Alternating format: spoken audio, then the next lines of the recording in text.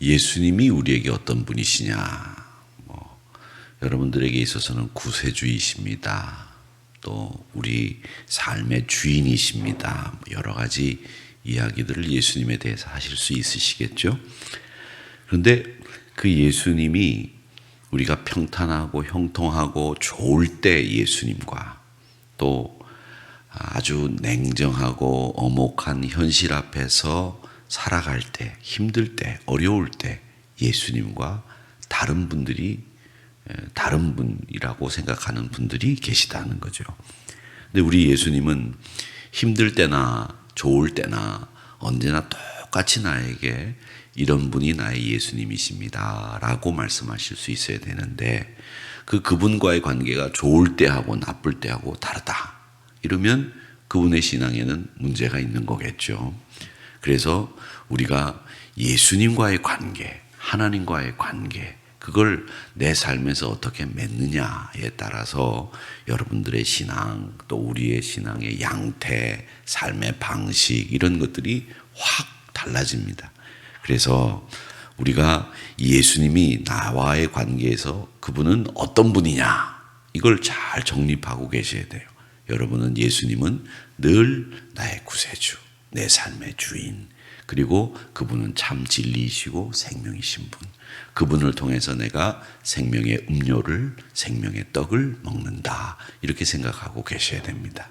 힘들 때는 내가 예수님을 의지해서 나의 막대기와 지팡이가 되시는 분 내가 어려울 때 나를 푸른 초장으로 인도해 주실 분명하신 분 이렇게 예수님에 대해서 확고한 예수님은 이런 분이라고 하는 생각을 가지고 계셔야 이 신앙생활이 흔들림이 없이 늘 같은 방향으로 늘 초지일관 가게 돼 있다는 겁니다. 근데 이 마리아와 유대인들을 보면 이 나사로가 죽었을 때 그 예수님이 하시는 행동을 이렇게 보고 이 마리아와 유대인들의 행동을 보면 이 마리아와 유대인들은 예수님에 대해서 이럴 때 저럴 때 각각 다르게 생각하고 있었구나라는 것을 알 수 있고요. 또 이 나사로의 죽음을 통해서 볼 때 이스라엘 사람들이 죽음을 어떻게 생각하고 있었는지 또 마리아와 마르다 또 유대인들은 어떤 죽음을 어떻게 생각하고 있었는지 이런 것들이 쭉 다 우리 눈에 보이게 되는 겁니다. 오늘 말씀을 한번 보십시오. 말씀을 보면 30절 말씀에 예수는 아직 마을로 들어오지 아니하시고 마르다가 맞이했던 곳에 그대로 계시더라. 예수님이 이상하게 이 나사로의 죽음 이후에는 예수님이 지체를 해요. 계속. 그 베다니로 가셔야 되는 그 길이 나사로가 죽었다는 얘기를 듣고 바로 가셔야 되는데 안 가세요. 지체하셨다가 가시고는 또 이 베단이라고 하는 마을에 들어가셔서 이 나사로를 빨리 보러 가셔야 되는데 또 이 마르다가 마중 나왔던 그곳에 앉아가지고 거기서 또 대화를 하고 안 들어가신단 말이죠. 이게 뭐를 의미하느냐 그죠? 여러분 우리는 죽음이라고 하는 것이 그걸로 끝났고 빨리 서둘러서 죽음 앞에서 어떤 대처를 해야 된다고 생각하지만 지금 예수님이 일부러 지체하시는 이유는 이 죽음이라고 하는 것이 우리 인간의 끝이 아니고 우리 인간이 그렇게 급하게 서둘러서 황망하게 정신없이 치러야 될 일이 아니라 하나님 앞에서 내 인생의 과정 속에서 하나님이 나에게 주신 사랑을 의미하고 내 인생에 하나님이 나에게 주셨던 그 은혜를 다 반추해 볼 수 있는 그런 시간이 죽음의 시간이기 때문에 서둘러서 황망하게 슬퍼하면서 보낼 시간이 죽음의 시간이 아니라 이 죽음의 시간은 이제 새로운 세상을 꿈꾸면서 하나님이 나에게 허락하실 새 인생, 하늘나라의 삶이 어떤가 이런 걸 기대하면서 살 수 있도록 만들어 주시기 위해서 일부러 지체하시고 또 베다니 마을에 들어가지 않고 만났던 자리에서 대화를 하시면서 그냥 서 계신 거 아니었는가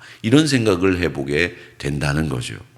여러분 누군가 우리 곁에서 죽음을 맞이하게 된다면 물론 이제 돌아가셔야 될 분이 돌아가셨다 이렇게 생각을 하면 그렇게 당황하지 않고 미리 준비를 합니다마는 황망한 죽음들이 우리 곁에 얼마나 많이 있습니까?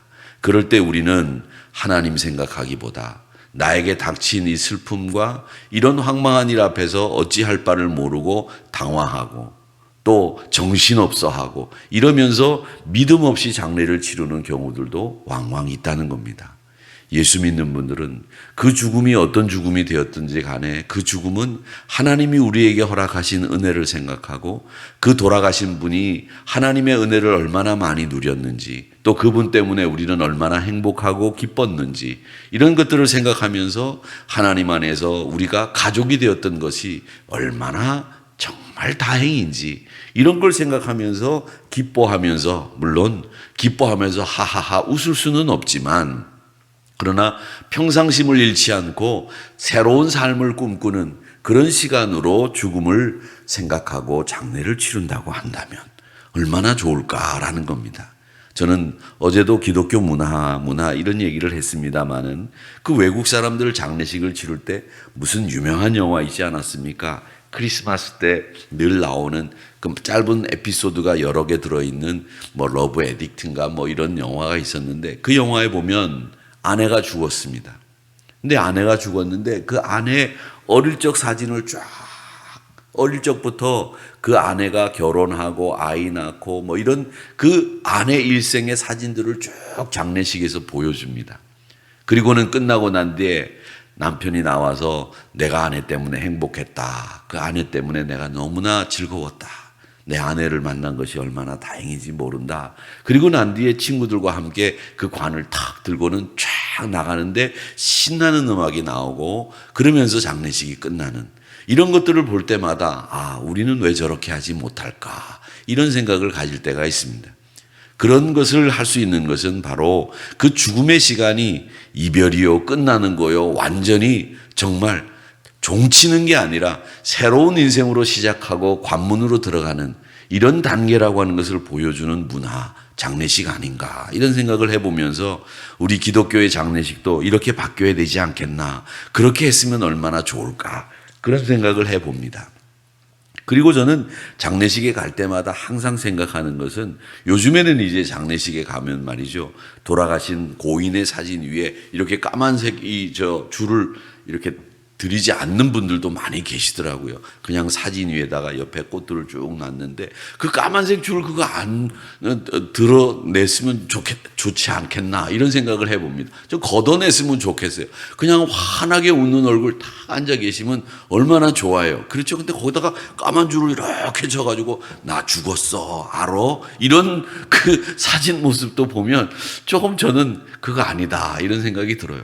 죽음이라고 하는 것이 우리와 그분이 완전히 갈라지는 게 아니라 하늘나라에서 또다시 만나볼 약속을 하는 것 아니겠습니까?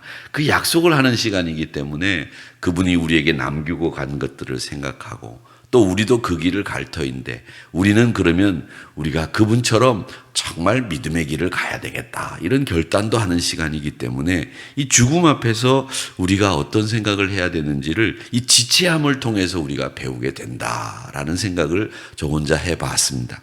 사랑하는 성도 여러분, 예수님이 죽음 앞에서 지체하셨던 이유 여러분들도 한번 생각해 보시기를 바랍니다. 그리고 난 뒤에 이제 마르다가 이 베다니 안에 있는 마리아를 불러가지고 이제 마리아가 예수님을 만나러 나옵니다. 그러니까 그 위로하러 왔던 그 조문객들이 이 마리아가 가는 걸 보고 이제 곡하러 가는가 보다 해서 따라 나온 거예요.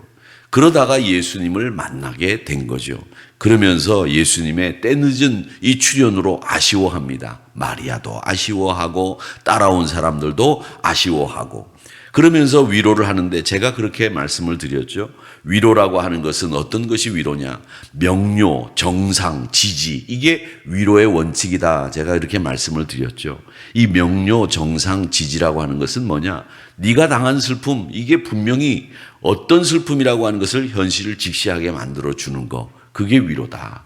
그 다음에 그 위로를 할 때에 그걸 가지고 감언이설이나 또 좋은 말, 감언이설보다는 좋은 말로 위로하기보다는 아프고 힘들고 이런 것은 극히 정상적이다라고 하는 얘기를 한 다음에 네가 잘 이겨낼 것이다. 그리고 우리 모두는 너를 기억하고 있다. 내가 너를 위해서 기도하고 있다. 이렇게 지지하는 것으로 위로가 정리된다고 말씀을 드렸습니다. 그래서 명료하게 정상적인 일로 그리고 지지하면서 이 위로가 진행이 된다라고 말씀을 드렸는데, 예수님의 위로를 보면 다 그런 과정을 거쳐서 위로합니다.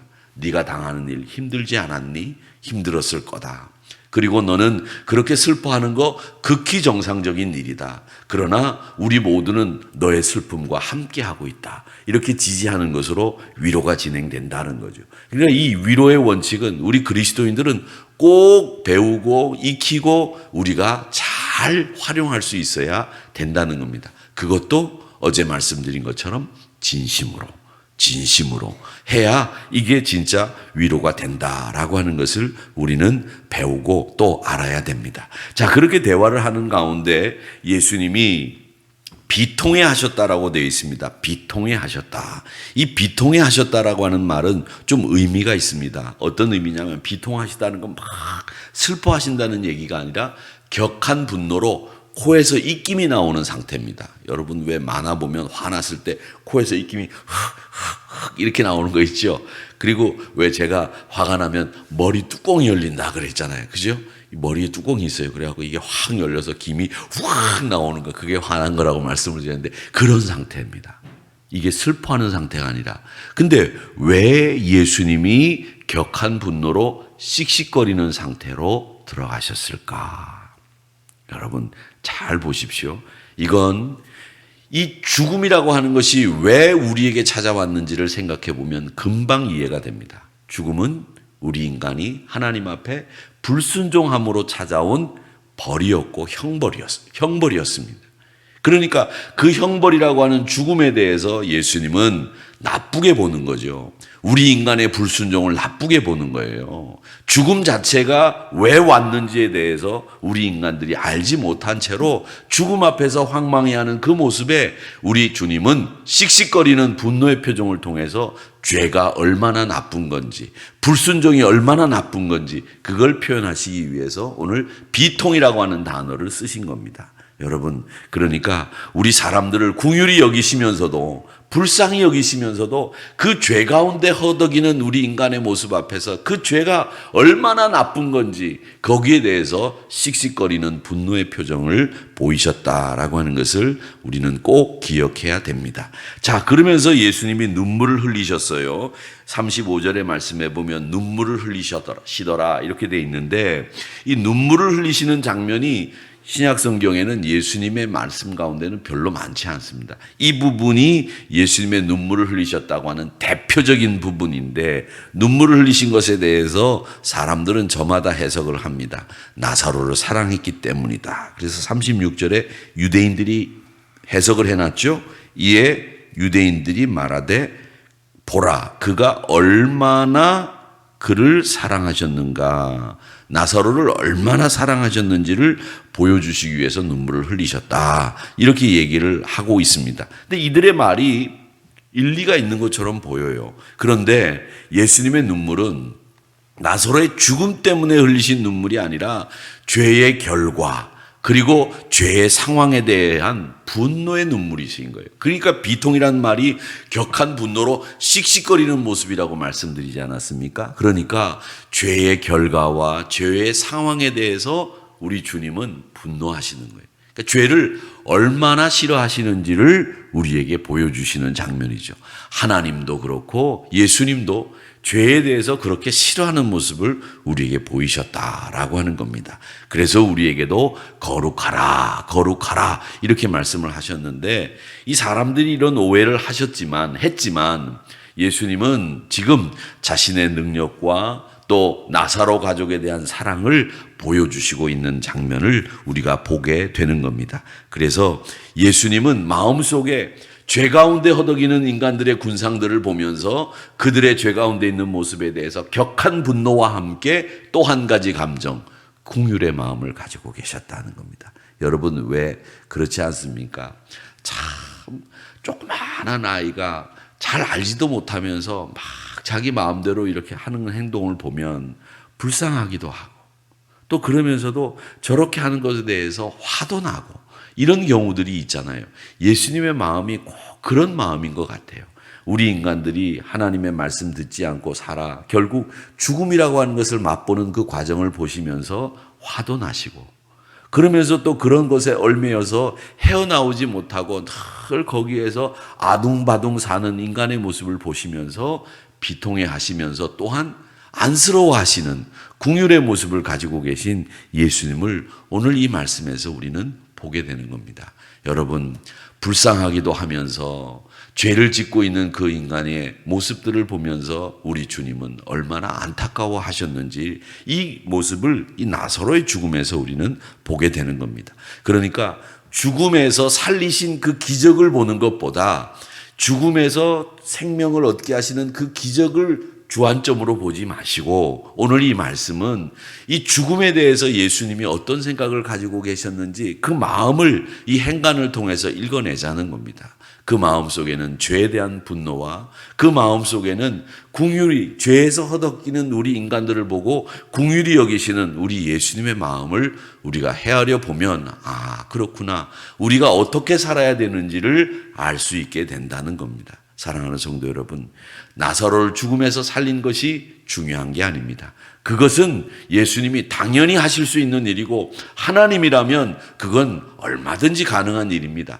그거보다도 이 예수님의 마음, 죽음 앞에 서서 나사로를 살리시는 그 과정 속에서 예수님의 마음을 우리가 헤아려 보고 그 마음 속에서 우리가 어떻게 살아야 되는지를 결단하는 것이 더 중요한 일이라고 생각하는데, 예수님은 죄의 상황 앞에 놓여 있는 우리 인간들에 대해서 죄를 향해서 분노하시면서 그 죄에서 헤어나오지 못하는 인간들을 긍휼히 보셨다. 이것을 우리는 이 말씀 속에서 배우게 되는 겁니다. 우리 주님은 그러니까 우리가 우리 주님 앞에 어떤 역할을 기대해야 되는가, 우리 주님은 나와 어떤 관계를 맺으시는 분인가, 우리 주님을 어떻게 기대해야 되는가, 우리 주님은 말이죠, 고통 속에서 허덕거리는 우리를 향해서 새로운 창조로 이끌어내시는 분, 말씀을 통해서 진리로 인도하셔서 그 죄의 상황에서 더 이상 허덕거리지 않고 완벽한 자유를 누릴 수 있도록 만들어주시는 분, 그분이 우리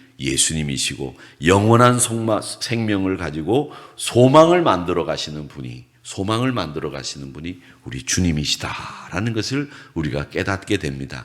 사랑하는 성도 여러분, 죄에 허덕거리는, 그리고 못된 습관에서, 혹은 잘못된 우리의 습관에서 허덕거리는 우리의 모습을 불쌍히 여기시고 비통해 하시면서도 우리를 다시 한번 새로운 창조의 세계로, 소망으로 이끄시는 주님의 능력을 늘 기대하시기를 주님의 이름으로 축복합니다.